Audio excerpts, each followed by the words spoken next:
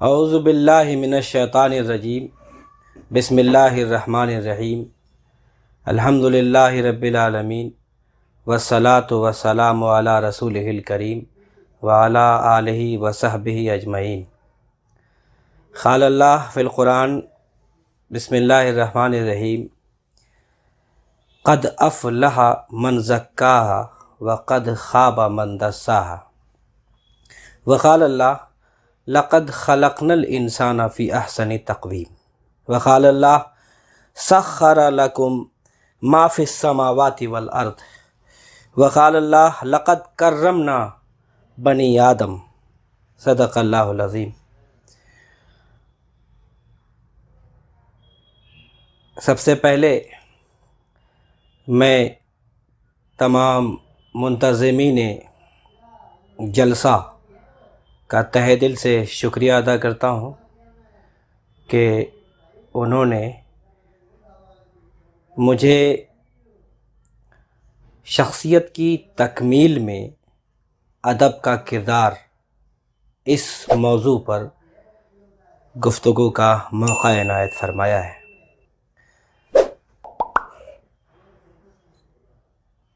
یہ موضوع بہت اہم ہے۔ اس کو دو حصوں میں ہم تقسیم کر سکتے ہیں۔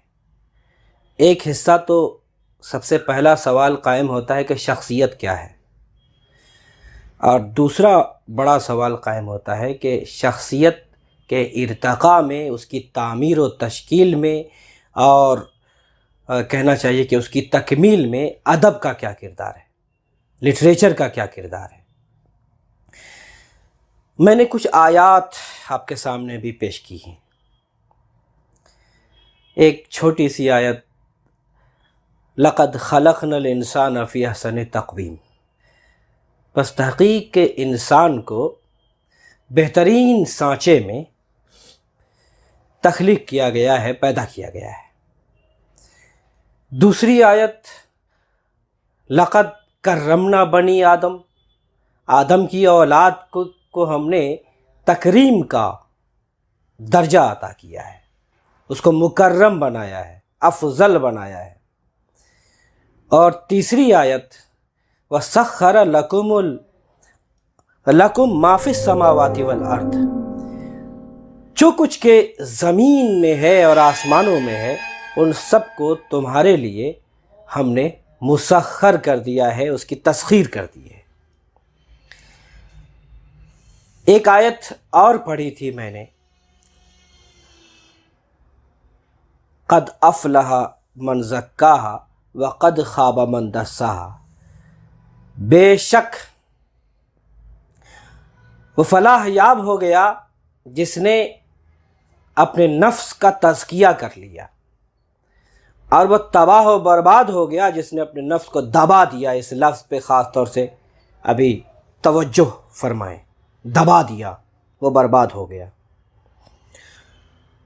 یہ جو جتنی آیات ابھی آپ کے سامنے میں نے پیش کی ہیں، ایک بات تو ان تمام آیات سے کھل کر سامنے آ گئی ہے کہ انسان بحیثیت مخلوق خدا کا سب سے مکرم، سب سے افضل، سب سے اشرف، سب سے بہترین، سب سے اعلیٰ اور عظیم گویا کہ اس خدا کی پیداوار ہے، اس کی مخلوق ہے۔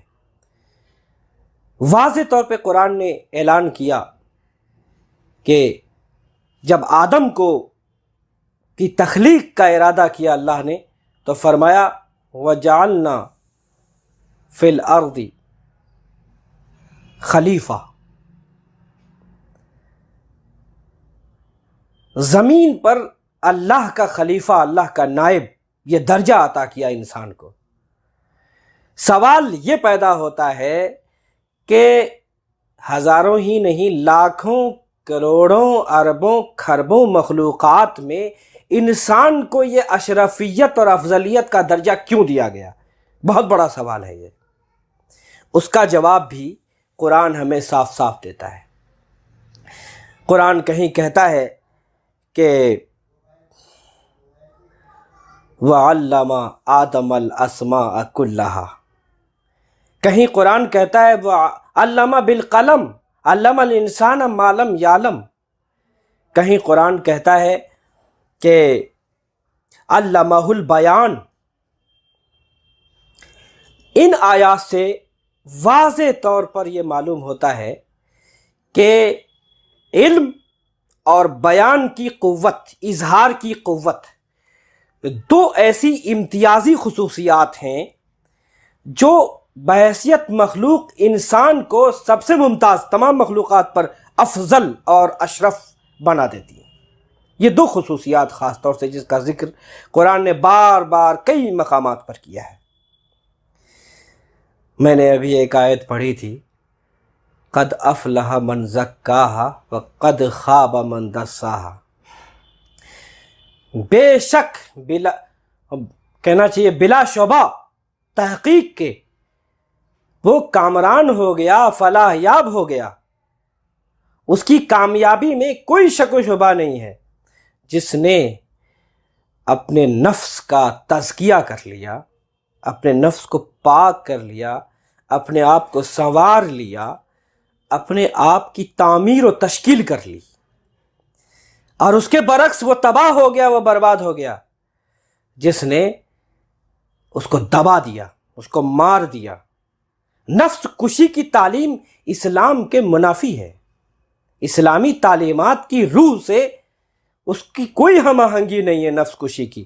ہوگا یہ دوسرے مذاہب کا تصور کہ نفس کو مارو، یہاں تصور نفس کی تشکیل، نفس کی تعمیر، نفس کو سنوارنے کا تصور ہے، اس کے تزکیے کا تصور ہے، پاکیزگی کا تصور ہے۔ یہ بہت بڑا فرق ہے دوسرے مذاہب میں، دوسرے ادیان میں اور اسلام کے درمیان۔ یہی آیت ہمیں واضح طور سے پیغام دیتی ہے کہ شخصیت کی تعمیر، شخصیت کی تشکیل، شخصیت سازی، شخصیت کا ارتقاء کیوں ضروری ہے، اور شخصیت ہے کیا چیز، اس کا جواب بھی ان آیات میں ملتا ہے۔ انسان کے داخل میں اور خارج میں جو کچھ ہے وہ اس کی شخصیت ہے، اس کا دل، اس کا دماغ، اس کی روح، اس کا ضمیر، اس کا نفس، اس کا وجود، اس کے جذبات و احساسات، اس کے خیالات، اس کے خواب، اس کی تمنائیں، اس کی آرزویں، اس کی امنگیں، ان تمام کے مجموعے کا نام ہے شخصیت۔ اس میں سے کسی چیز کو آپ نظر انداز نہیں کر سکتے۔ ہمارا اصل موضوع ہے کہ ادب کا کیا رول ہے شخصیت کے ارتقاء میں، شخصیت کی تکمیل میں، اور شخصیت کی تعمیر و تشکیل میں۔ بنیادی مضمون میرا، یا بنیادی موضوع میری اس گفتگو کا یہ ہے۔ ایک دو باتیں ادب کے بارے میں پہلے سمجھ لینے کی ضرورت ہے۔ ادب ہے کیا چیز؟ ادب کا مقصد کیا ہے؟ ادب کی بنیاد کیا ہے؟ ادب کا تصور کیا ہے؟ اس کا خمیر کیا ہے؟ بہت ساری تعریفیں ملیں گی، اس میں الجھنے کی ضرورت نہیں ہے۔ سب سے آسان، سب سے جامع و معنی کوئی تعریف اگر ہو سکتی ہے، ادب نام ہے حسن کلام اور تاثیر کلام کا۔ کلام میں خوبصورتی پیدا ہو جائے، دلکشی پیدا ہو جائے، اور کلام میں تاثیر پیدا ہو جائے، اثر آفرینی آ جائے۔ سب سے مختصر تعریف۔ ایک بات اور عرض کرنا چاہوں گا، علماء ادب خاص طور سے ارسطو کا نام لینا بہت ضروری ہے، جس کی بنیادی کتاب پوئٹیکا، جس کے ترجمے تمام زبانوں میں ہو چکے ہیں، اردو میں بھی اس کا ترجمہ ہو چکا ہے، جس کا نام بوتیقا عام طور سے لیا جاتا ہے۔ انہوں نے اس موضوع پر بہت عمدہ فلسفیانہ اور منطقی گفتگو کی ہے، بحث کی ہے کہ ادب کا بنیادی مقصد کیا ہے۔ ایک لفظ استعمال کیا ہے کیتھارسس، یونانی لفظ ہے ظاہر ہے، لیکن یہ بہت جامع لفظ ہے۔ میں تو اس کو تزکیہ کہتا ہوں عربی میں۔ یہ وہی اسی مفہوم میں کیتھارسس ہے، ادب کا مقصد قرار دیا ہے کیتھارسس۔ کیتھارسس کیا ہے؟ یوں سمجھ لیجئے کہ انسانی جذبات، انسان کے اندرون میں جو کچھ ہے، بھڑاس نکالنا، اپنے اندر کو پاک کر لینا، سب کچھ نکال کے باہر پھینک دینا، اس کو سنوارنا، اس کی تشکیل کرنا، تعمیر کرنا، یہ تمام پہلو کیتھارسس لفظ میں موجود ہیں۔ اور کیتھارسس بنیادی مقصد قرار دیتے ہیں قدیم اور بنیادی فلسفی ارسطو ادب کا، کہ ادب انسان کا تزکیہ کرتا ہے۔ حق، حسن اور خیر بنیادی اور اعلیٰ ترین آفاقی قدریں ہر زمانے میں، ہر ملک میں، ہر قوم میں، ہر تہذیب میں رہی ہیں۔ ادب اگر کہا جا سکتا ہے تو انہی تینوں اعلیٰ ترین آفاقی اقدار کی تہذیب کا، اس کے ارتقاء کا، اس کی تبلیغ کا، اس کی پیشکش کا کے مختلف طریقے ہیں، اسی ادب کے ذریعے ممکن ہے۔ اس کا فروغ، اس کا استحکام بھی اسی ادب کے ذریعے ممکن ہے۔ ہر زمانے کے ادب نے یہ کارنامہ انجام دیا ہے۔ بنیادی بات، مجھے ایک حدیث یاد آ گئی رسول پاک صلی اللہ علیہ وسلم کی انسان کے بارے میں چونک سا گیا کہ یہ حدیث کبھی نظر سے نہیں گزری تھی۔ الفاظ میں دہرانا چاہوں گا، الناس معادن کمعادن الذهب والفضة، الناس معادن کمعادن الذهب والفضة۔ آسان زبان میں مفہوم یہ ہے کہ انسان معدن ہے، ذخیرہ ہے، کان ہے، کہہ لیجیے کس چیز کا؟ سونے چاندیوں کا۔ میں تو حیران رہ گیا، کیا استعاراتی اور تشبیہاتی زبان استعمال کی گئی ہے اس حدیث میں، کہ انسان کو سونے چاندی کا ایک کان قرار دیا رسول پاک صلی اللہ علیہ وسلم نے۔ سونے چاندی کو ہم لغوی معنی میں نہیں کہہ سکتے کہ انسان کو کھودا جائے تو اس کے اندر سے سونے چاندی برآمد ہو۔ انسان کا جوہر، انسان کی شخصیت، انسان کی روحانی اور اخلاقی قدریں، انسان کے اندر جو خصوصیات ہیں، جو صفات ہیں اعلیٰ ترین، جو ان کو اشرف بنانے والی چیزیں ہیں، افضل بنانے والی چیزیں ہیں، ان تمام کا مجموعہ ہے انسان۔ الناس معادن کمعادن الذهب والفضة، سونے چاندی کا مجموعہ ہے انسان، ایک کان ہے، ایک ذخیرہ ہے۔ میں تو اس حدیث کو شخصی ارتقاء، شخصیت کی تکمیل اور تعمیر و تشکیل کے حوالے سے دیکھتا ہوں کہ بنیادی کام گویا اس حدیث کی روشنی میں انسان کا یہ ہوا کہ اس کو برآمد کیا جائے، دنیا کے سامنے لایا جائے، اس جوہر کو جو انسان کے اندر موجود ہے، اس کو نکھارا جائے، اس کی اشاعت ہو، اس کان میں بند نہ رہ جائے وہ سونا چاندی۔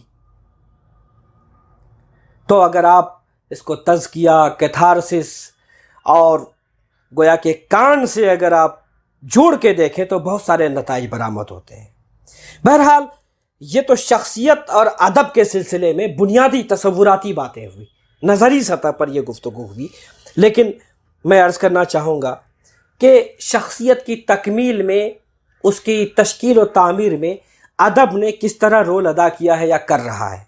میں کچھ مثالیں دینا چاہوں گا آپ کو۔ ادب، آپ اس کی مختلف اصناف ہیں، ژانرا ہے جس میں تقسیم کیا گیا ہے ادب کو۔ نثر میں، شاعری میں، نثر میں بھی داستان ہے، ناول، افسانہ، سفرنامہ، خاکہ، انشائیہ، مکاتیب، روزنامچہ، رپورتاج، سوانح، خود نوشت وغیرہ وغیرہ، الگ الگ اصناف میں، الگ الگ ژانرا میں تقسیم کیا گیا ہے۔ شاعری میں آ جائیں آپ، غزل، نظم، قصیدہ، مرثیہ، مثنوی، پھر نظم کی بہت سی قسمیں، رباعی یا واسوخت یا قطع، یا جو دوسری قسمیں ہیں ادب یہ شاعری کی، دوسری اصناف ہیں یا ژانرا ہیں۔ یہ جو قسم بندی اور گویا کہ صنف بندی ہے، کبھی غور کیجئے گا کہ ہر صنف آپ کی شخصیت، انسانی شخصیت کی تعمیر میں، ہر صنف انسانی شخصیت کی تشکیل میں اور اس کے ارتقاء میں ہر صنف کا اپنا ایک کردار ہے اور منفرد کردار ہے۔ ہر صنف ایک کام نہیں کرتی ہے۔ میں تو اس کو اس طرح دیکھتا ہوں، آپ بات کرتے داستان کی، داستان آپ کی شخصیت کی کتنی کھڑکیوں کو کھولتا ہے، کھولنے والی چیز ہے، کھولنے والی صنف ہے۔ اس کے عناصر کیا ہیں، کبھی غور کر لیجیے آپ۔ माफुक الفطری عناصر हैं, तिलिस्म है, सहर है, हुस्न, इश्क, रज़्म, बज़्म. मैं ये अर्ज़ करना चाहता हूँ कि तख़य्युल की परवाज़, तख़य्युल की क़ुव्वत का इस्तेमाल, इंसानी शख्सियत अधूरी है अगर तख़य्युल को पर न मिल जाए, तख़य्युल को फजू न किया जाए, तख़य्युल को मांझा न जाए, तख़य्युल की परवाज़ बुलंद ना हो. और दास्तान से बेहतर इंसान के अंदर पावर ऑफ इमेजिनेशन पैदा करने वाली कोई सिन्फ नहीं है. हर ज़माने में आपके तख़य्युल को महमेज और पर देने वाली कोई सिन्फ हो सकती है तो वो दास्तान है. यहाँ तफसीली मौका नहीं है इस पर गुफ्तगू का. नावल क्या है, कभी गौर कीजिए आप.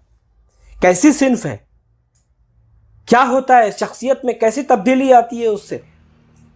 हयात व कायनात की बसीरत अता करने वाली कोई सिन्फ अगर है, हयात व कायनात का नुक्ते नज़र, एक नज़रिया तय करने वाली कोई सिन्फ अगर है, अपने अहद, अपने माशरे, अपनी तहजीब की का तज्जिया, उसके तज्जिए की या उसका शऊर बख्शने वाली कोई सिन्फ है तो वह नाविल है. इंसान अधूरा है अगर उसके अंदर तज्जियाती क़ुव्वत पैदा ना हो, तनक़ीदी क़ुव्वत ना पैदा हो. अफसाना क्या है, कभी गौर किया. एक किरदार का एक गोशा. इंसान भांत भांत के हैं, लाखों, जितने इंसान हैं उतने किरदार हैं. अफसाना आपको ये शऊर बख्शता है कि इंसानों के जंगल में कितनी किस्में पाई जाती हैं, हर इंसान का रंग क्या है, उसकी नस्ल क्या है, उसका मिजाज क्या है, उसकी नफ्सियात क्या है, उसके मसाइल क्या हैं और उसका माशरती, उसकी उठान क्या है. ये तय होता है अफसाने से. अफसाना आपको इसकी मारिफत बख्शने वाली सिन्फ है. आप गौर किया कभी आपने कि सवाने से क्या होता है, अज़मतों का राज फाश होता है.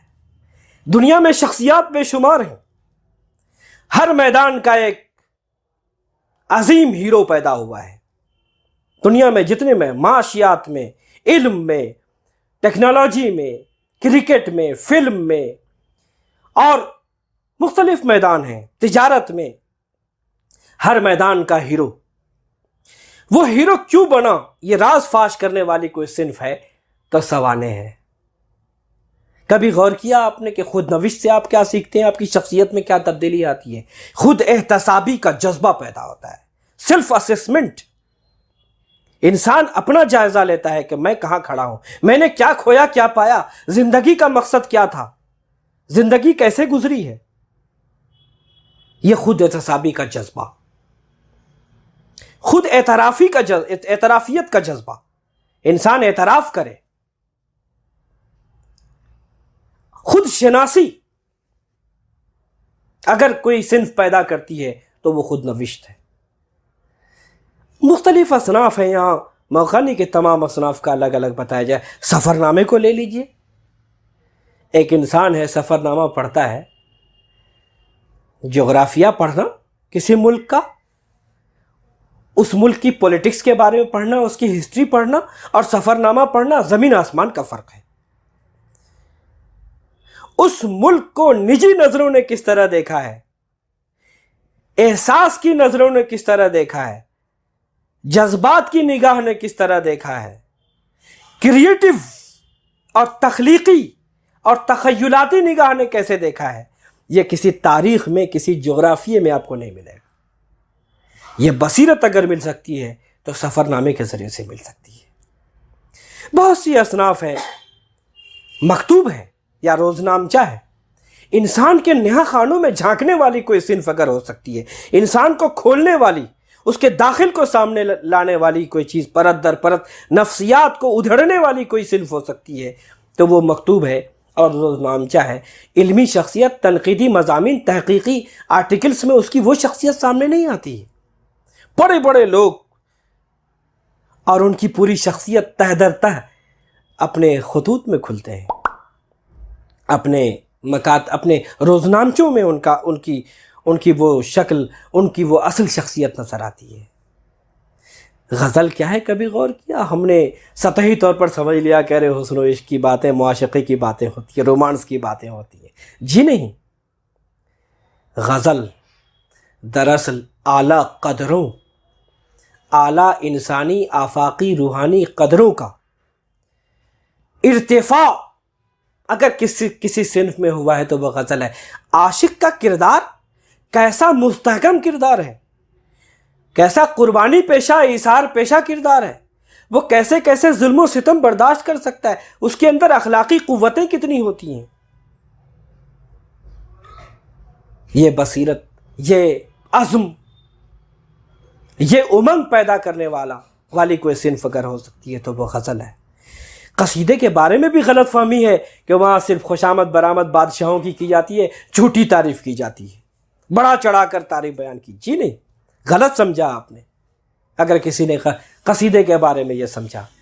قصیدہ انسان کو یہ سکھاتا ہے، انسانی شخصیت میں حلول کر کے یہ انجذاب کرتا ہے، یہ داخل میں اس کی شخصیت میں تبدیلی لانے کا کام کرتا ہے کہ مثالی شخصیت کا تصور کیا ہے۔ سامنے ایک بادشاہ ہے، وہ صرف علامت ہے، وہ صرف ایک کردار ہے، لیکن تصور میں ہمارا آئیڈیل کیسا بادشاہ ہے، کیسا ایک مکمل انسان ہے، یہ اگر کوئی ہمارے سامنے تصور پیش کرتا ہے تو وہ قصیدہ ہے۔ ایک مکمل مستحکم آئیڈیل شخصیت کے اندر قصیدہ کیا دیکھتا ہے کہ اس کو وجیح و شکیل اور مستحکم کردار کا مالک ہونا چاہیے، اس کے اندر عدل کی صفت ہونی چاہیے، اس کو عادل ہونا چاہیے، اس کے اندر شجاعت کی صفت ہونی چاہیے، جری ہو، بہادر ہو، دلیر ہو، بزدل نہ ہو، مردانہ خصوصیات کا حامل ہو وہ۔ اسی طرح سخاوت اور فیاضی ہو، کشادہ دلی اور دریا دلی ہو، اس کے اندر بخل نہ ہو، کنجوسی نہ ہو۔ یہ خصوصیات اپنے ممدوح میں دیکھنے کا ملکہ پیدا کرتا ہے، اور آپ کی شخصیت میں ایک تحریک پیدا کرنے والی صنف ہے یہ قصیدہ۔ آپ بھی کہیں نہ کہیں تصور کرتے ہیں کہ کاش یہ صفات مجھ میں پیدا ہو جاتی۔ یہی مقصد ہے قصیدے کا۔ کس کس صنف کی بات کی جائے؟ مرثیہ، شبلی نعمانی نے بہت عمدہ بات کہی ہے کہ اعلیٰ اور عمدہ ترین اخلاقی نظم اگر کوئی ہو سکتی ہے تو وہ مرثیہ ہے۔ تقریباً یہی بات خواجہ الطاف حسین حالی نے بھی مرثیے کے بارے میں کہی ہے۔ اس کے کرداروں کی عظمتیں دیکھیے آپ۔ سیدنا حسین عظیم کردار ہیں، سیدنا قاسم، سیدنا عباس، سیدنا اکبر اور اصغر بہت چھوٹے معصوم شیرخوار، اور اسی طرح اہل بیت کی عفت مآب خواتین، حضرت زینب، حضرت سکینہ، ان سب کا کردار جس طرح ہمارے سامنے آتا ہے، ان سب کی سیرت جس طرح سامنے آتی ہے، وہ ہماری شخصیت کی تعمیر و تشکیل میں ایک اہم کردار ادا کرنے والی خصوصیات ہیں۔ ربائی ہی کو لے لیجئے، کیا حکمت آگینی ہے، کیا معزت آفرینی ہے، کتنی اعلیٰ ترین نصیحتیں کس شیریں، کس اثر آفریں زبان میں پیش کی گئی ہیں۔ میر انیس کی وہ ربائی میں خاص طور سے سنانا چاہتا ہوں۔ رتبہ جسے دنیا میں خدا دیتا ہے، رتبہ جسے دنیا میں خدا دیتا ہے، وہ دل میں فروتنی کو جا دیتا ہے، کرتے ہیں تہی مغز ثنا آپ اپنی، جو ظرف کے خالی ہو صدا دیتا ہے۔ ظاہر ہے ہم نے بار بار سنا کہ جو اندر سے خالی ہوتا ہے وہ بہت زیادہ ٹھن ٹھن اس سے آواز آتی ہے، بھرا ہوا گھڑا جو ہو اس سے آواز نہیں آتی اس گھڑے سے۔ تو یہ مثال ہم نے بہت سنی ہے، لیکن کس تمثیلیت کے ساتھ میر انیس ہمیں نصیحت کر رہے ہیں کہ انسان اعلیٰ ظرف کا وہی ہے جس کے اندر فروتنی ہو، اور جس کے اندر ظاہر انکسار ہو، عاجزی ہو، اور اعلیٰ صفات ہوں۔ بہت سی مثالیں دی جا سکتی ہیں، یہاں وقت نہیں ہے اس کا۔ میں خاص طور سے میر تقی میر کا قطع بند 2 شعر سنانا چاہتا ہوں۔ پہلے یہ بات ذہن میں رکھیے کہ شخصیت کی تعمیر میں، شخصیت کی تشکیل میں اس وقت تک کوئی چیز اثر نہیں ڈال سکتی جب تک اس کے اندر دلکشی اور اثر آفرینی نہ ہو۔ اور میں نے پہلے بھی عرض کیا تھا کہ ادب ایک ایسی چیز ہے جس کے اندر یہ دونوں صفات بدرجہ اتم موجود ہیں. اس کے اندر دلکشی بھی ہے، حسن بھی ہے، اور اس کے اندر اثر بھی ہے. مثال کے طور پر ایک وائز ہے، نرا وائز خطیب یا ناصح، وہ کوئی بات سیدھے سیدھے کہے گا، کھرے کھرے، اس میں ذرا بھی جاذبیت، ذرا بھی دلکشی، ذرا بھی اثر آفرینی نہیں ہوگی، بلکہ سننے والے کو ہو سکتا ہے غصہ آ جائے، رد عمل ہو اس پر. وہ سیدھے کہے گا مغرور ہو گئے ہو تم، گھمنڈ دور کرو، بات تم اکڑنے لگے ہو. اس طرح کی زبان اختیار کرے گا. لیکن یہی بات جب ایک شاعر اپنے شاعرانہ اسلوب کے ساتھ کہتا ہے، ذرا ملاحظہ کیجئے میر تقی میر کا یہ قطع بند 2 اشعار جو ہیں. کل پاؤں ایک کاسے سر پر جو آ گیا، کل پاؤں ایک کاسے سر پر جو آ گیا، یک سر وہ استخوان شکستوں سے چور تھا، کہنے لگا کہ دیکھ کے چل رہا بے خبر، میں بھی کبھو کسوں کا سرے پر غرور تھا. اب آپ ملاحظہ کیجئے اس کی اثر آفرینی اور دلکشی کو. بات وہی کہی گئی ہے کہ غرور نہیں کرنا چاہیے، گھمنڈ نہیں کرنا چاہیے، لیکن کس سلیقے، کس خوبصورتی اور کس مؤثر اسلوب میں کہی گئی ہے. اصل چیز یہ ہے، یہی ادب کی قوت ہے جو شخصیت کے اندر گھر کر جائے، جذب ہو جائے. کیا کہا میر نے؟ اپنی کہانی سنا رہے وہ کہ کل میں جا رہا تھا، راستے سے گزر رہا تھا، میرا پاؤں ایک سر کی کٹوری پہ، کھوپڑی پہ، کاسے سر پہ آ گیا. کل پاؤں ایک کاسے سر پر جو آ گیا. کیا ہوا اس کے بعد؟ سوال پیدا ہوتا ہے.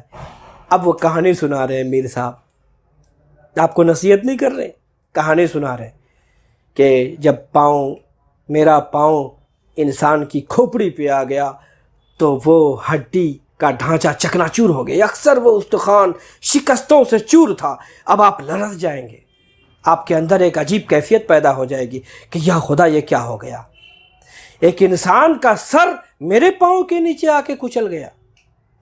اب آپ کانپ اٹھیں گے، لرزہ بر اندام ہو جائیں گے.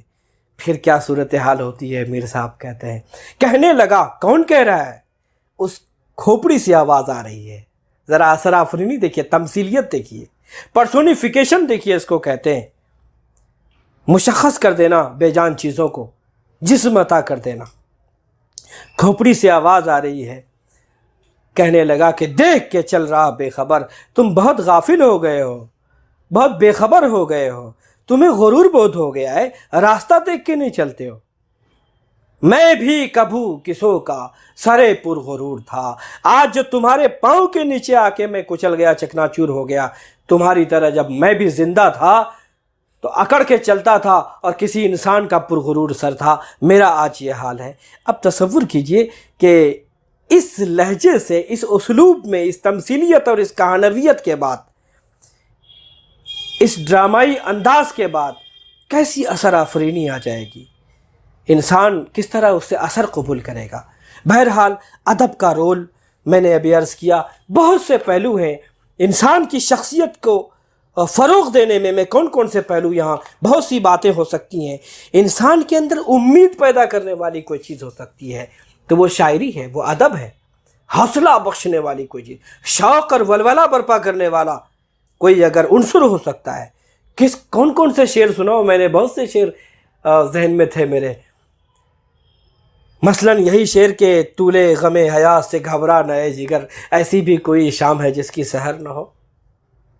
یا پھر وہی شعر کہ دل نا امید تو نہیں، ناکام ہی تو ہے، لمبی ہے غم کی شام مگر شام ہی تو ہے. یا پھر میرے جنوں کا نتیجہ ضرور نکلے گا، اسی سیاہ سمندر سے نور نکلے گا. یا پھر دیکھ زندہ سے پرے رنگ چمن جوش بہار، رقص کرنا ہے تو پھر پاؤں کی زنجیر نہ دیکھ. کتنے شعر سناؤں آپ کو. ادب ہمیں مقصدیت سے وابستہ کرتا ہے. جو حافظ میرٹھی نے کہا تھا، زندہ رکھتی ہے اسے مقصدیت کی لگن، ورنہ ہر انسان ایک گرتی ہوئی دیوار ہے. ادب ہمارے اندر ظاہر ہے کہ ایک وقت کا احساس پیدا کرتا ہے، ٹائم مینجمنٹ جس کو آج ہم کہتے ہیں، شخصی ارتقاء، شخصیت کی تکمیل ممکن نہیں ہے جب تک وقت کا احساس پیدا نہ ہو، احساس زیاں پیدا نہ ہو۔ رو مہر رخش عمر کہاں دیکھیے ہمیں، نئے ہاتھ باغ پر ہے نہ پا ہے رکاب میں، یا پھر صبح ہوتی ہے شام ہوتی ہے، عمر یوں ہی تمام ہوتی ہے۔ اس طرح کے بہت سے شعر۔ بہرحال انسان کے اندر خوش خلقی کا مادہ پیدا کرنے والا، خوش مزاجی اور اعلیٰ اخلاق پیدا کرنے والی کوئی چیز ہو سکتی ہے تو وہ شاعری ہے۔ بنو گے خسروے اقلیم تم، شیریں زباں ہو کر جہاں گیری کرے گی تمہاری یہ ادا، نور جہاں ہو کر، یا اس طرح کے بہت سے شعر۔ خدمت کا جذبہ پیدا کرنا انسان کے اندر، یہ شاعری اور ادب کے ذریعے پیدا ہو سکتا ہے۔ انسانیت کے لیے اپنی شخصیت کو، اپنی شخصی صلاحیتوں کو گویا کہ جھونک دینا، سونپ دینا۔ کرو مہربانی تم اہل زمیں پر، خدا مہرباں ہوگا عرش بری پر، خنجر چلے کسی پہ تڑپتے ہیں ہم امیر، سارے جہاں کا درد ہمارے جگر میں ہے، اپنا تو کام ہے کہ جلاتے چلو چراغ، رستے میں چاہے دوست یا دشمن کا گھر ملے۔ یہ جذبہ ہمارے اندر شاعری پیدا یا ادب پیدا کرتا ہے۔ ہمارے اندر تحمل اور رواداری کا جذبہ، آج دنیا سے نفرت ہی نفرت ہے، محبت ختم ہو گئی ہے، رواداری کا اور یا کہنا چاہیے کہ دنیا عدم برداشت کا ایک اماجگاہ ہو کے رہ گئی ہے۔ 7 صندوقوں میں بھر کر دفن کر دو نفرتیں، 7 صندوقوں میں بھر کر دفن کر دو نفرتیں، آج انسان کو محبت کی ضرورت ہے بہت۔ اس طرح کے بہت سے شعر، بہت سے ادب پارے ہمیں ملیں گے۔ انسان کے اندر جب تک خود شناسی پیدا نہیں ہوگی، شخصیت کی تکمیل ممکن نہیں ہے، اور فلاح یابی اور کامرانی ممکن نہیں ہے۔ اقبال کے ان 2 اشعار کے ساتھ میں اپنی گفتگو ختم کروں گا۔ ڈھونڈنے والا ستاروں کی گزرگاہوں کا، ڈھونڈنے والا ستاروں کی گزرگاہوں کا، اپنے افکار کی دنیا میں سفر کر نہ سکا۔ ڈھونڈنے والا ستاروں کی گزرگاہوں کا، اپنے افکار کی دنیا میں سفر کر نہ سکا۔ جس نے سورج کی شعاعوں کو گرفتار کیا، زندگی کی شب تاریک سحر کر نہ سکا۔ بہرحال انسان کی شخصیت کے ارتقاء میں، اس کی تکمیل میں، اس کی تعمیر و تشکیل میں شعر و ادب کا بہت اہم کردار ہے۔ میں حضرت عمر کے اس قول کے ساتھ اپنی گفتگو مکمل کرتا ہوں، ختم کرتا ہوں۔